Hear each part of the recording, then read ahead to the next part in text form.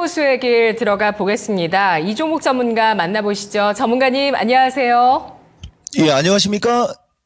이종복입니다. 네, 오늘장 지수 약세 나타나고 있습니다. 중동발 지정학적 리스크 소강 국면이라고 해서 어제는 장이 괜찮았는데 아직은 이 속보 장세입니다. 그러니까 지금 나오고 있는 속보에 따라서 지금 시장 크게 흔들리고 있는데요. 지금 해외 쪽에 이제 소식에 따르면 이란 핵 프로그램을 위한 중요 시설이 포함된 이란 중부의 어떤 그 시설 근처에서 몇 분 동안 폭발이 일어났다라는 보고가 나오면서 원자재 가격이 지금 실시간으로 급등하고 있고요. 그리고 또 우리 주식시장 양대 지수가 2%까지 낙폭을 키운 상황입니다. 반도체가 전체적으로 약한 모습이고요. 상대적으로 2차 전지 로봇 AI 적게 좀 하락하고 있었는데 오늘장 특징 어떻게 봐야 될까요?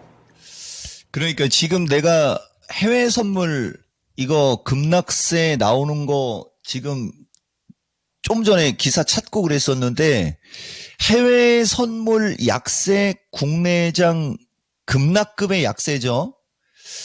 근데 이게 지정학적 리스크 뿐만 아니라 지금 유가도 급등하네요. 어제 야간장, 어제 해외장을 하고 내가 이 얘기도 또 같이 얘기해 줄게요. 연준 의원들이 이제 파회를 따라가기 시작했습니다. 금리 인하 관련해서 매파 발언 지속적으로 나오고요.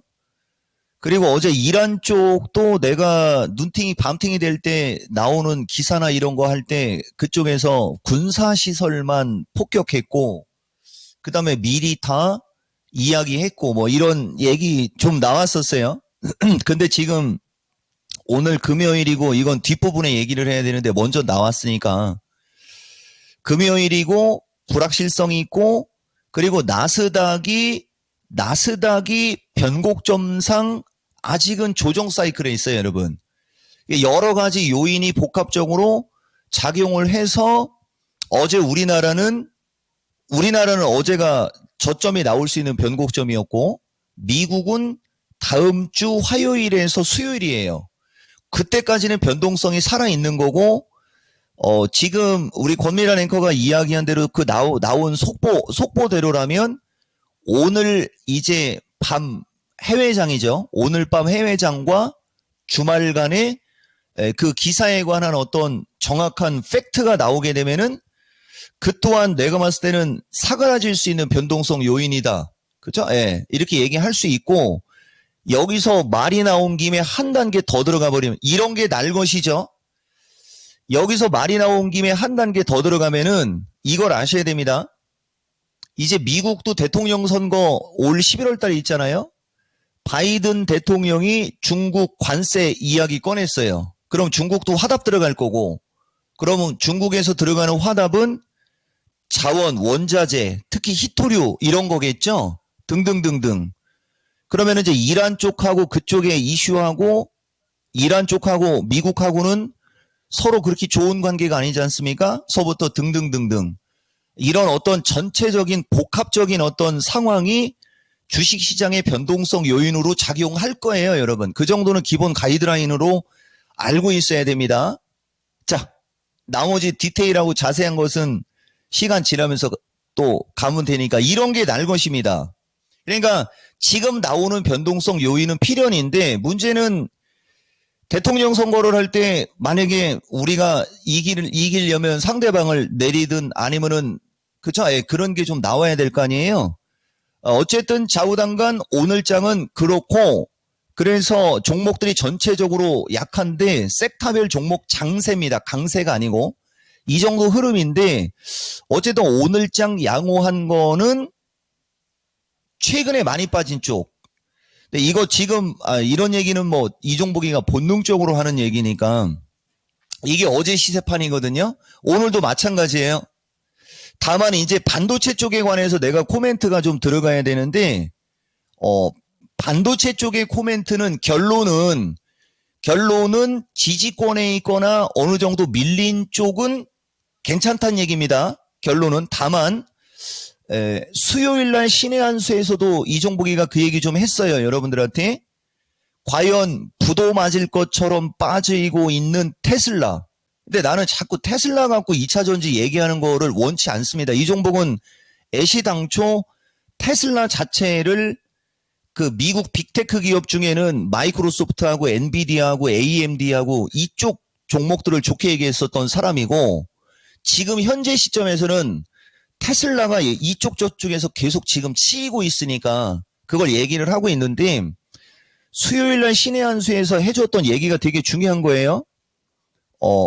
최근 1, 2년 사이에 30배, 50배 올라간 그 AMD과의 엔비디아과의 반도체가 여기서 더 크게 치고 갈 거냐, 아니면은 부도날 것처럼 빠진 테슬라가 진짜 부도날 거냐.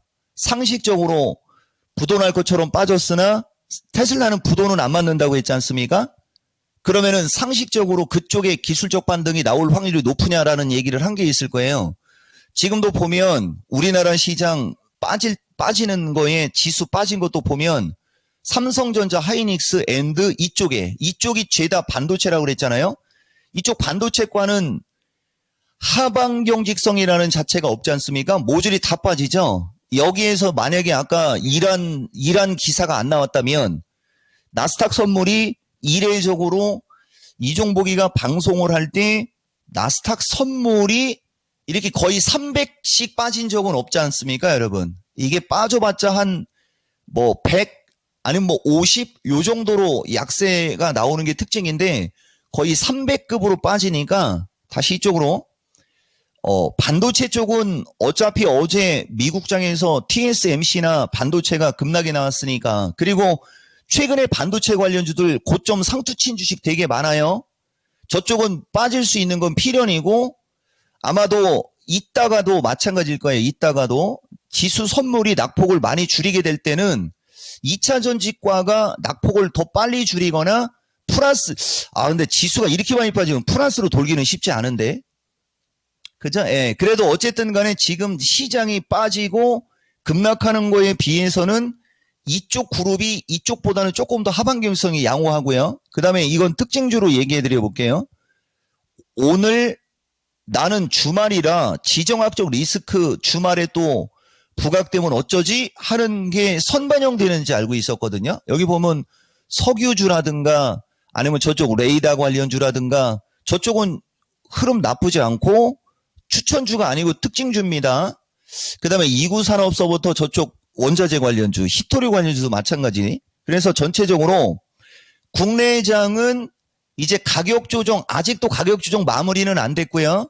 가격 조정 마무리권, 변곡점에서 먼저 반등이 나왔으나 해외장의 변동성 확대 요인으로 이렇게까지 급락이 나올지 않아도 되는데 나스닥 선물 급락의 어떤 지정학적 요인 부각으로 해외 선물 급락에 우리나라도 추가 조정이 나오고 있는 어떤 그런 흐름이고, 이 또한 선반영이에요. 이 또한 선반영의 흐름으로 전개가 되는 특징이 있다.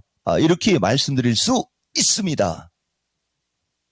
지금 미국 ABC 방송을 통해서 이스라엘의 미사일이 이란 내 장소를 타격했다는 소식이 보도가 됐습니다. 이란 외무장관은 이스라엘의 즉각 최대 수준의 대응을 준비하겠다. 주말을 앞두고 이런 또 불거지는 지정학적 리스크, 서로 결국엔 또 이렇게 주고받고 하고 있습니다. 본토에 대한 공격이죠. 그렇다면 오늘장 투자 전략 어떻게 정리하는 게 좋을까요?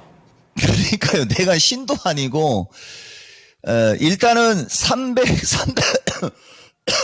355 돌파 350 지지 체크인데, 그냥 경험상 이종복은 지정학적 리스크가 주식시장을 죽인 적이 없다. 경험상.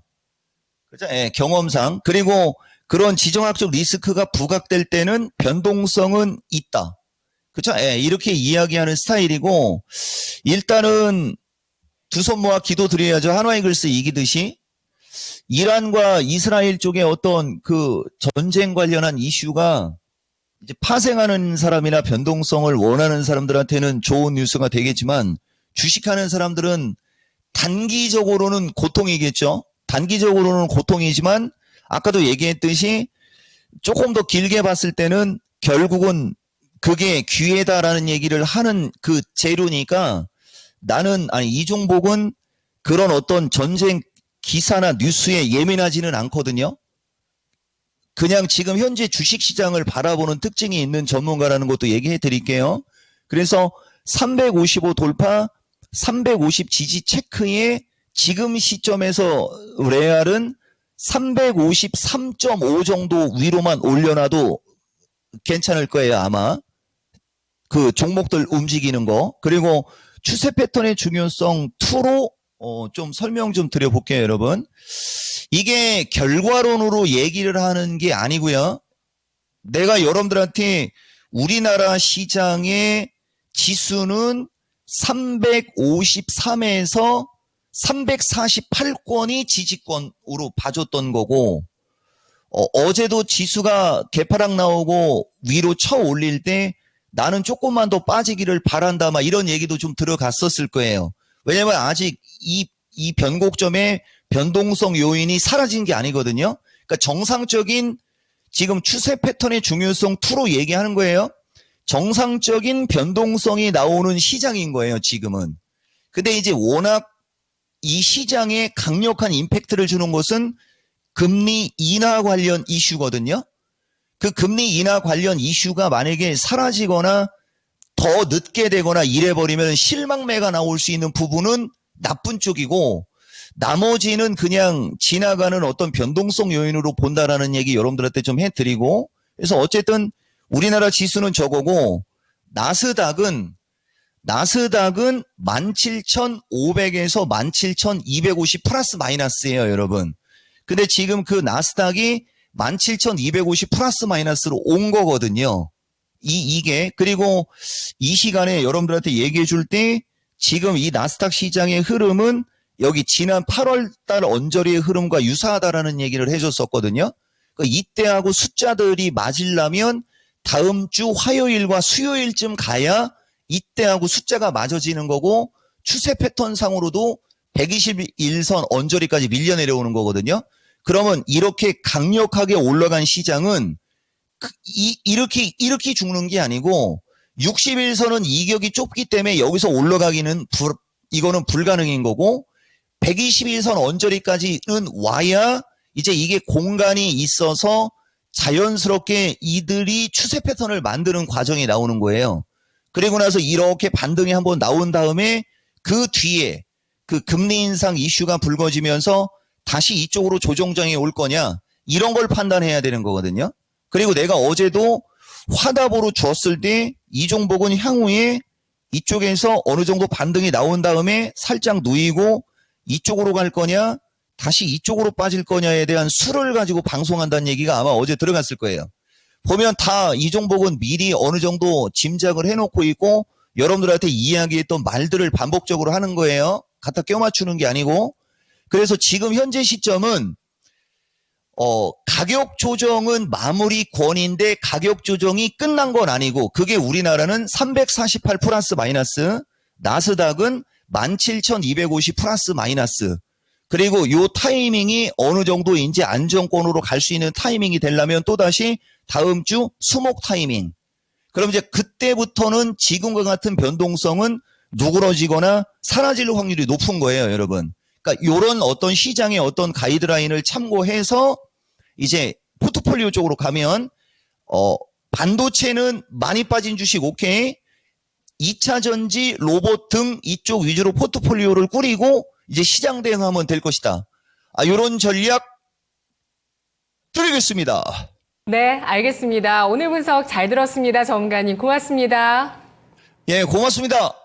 저녁에 뵙겠습니다. 네, 오늘 밤 9시 위스터 진단에서 이 종목 전문가가 여러분의 고민되는 종목을 진단해 드리겠습니다. 02-2188-3388번 지금부터 전화 주셔서 종목 남겨주시면 오늘 밤 9시에 2시간 동안 진단받으실 수 있는 시간 있으니까요. 고민되시는 종목 지금 바로 저희에게 전화 주셔서 남겨주시기 바라겠습니다. 자, 지금 시장 121선을 지금 위협하고 있는 코스피입니다. 이번 주에 3고에 대한 우려가 나오면서 이렇게 되면 사실 이제 경기 침체에 대한 우려까지도 좀 시장이 보게 되는데 결국에 경기선 121선까지 테스트하는 모습이네요.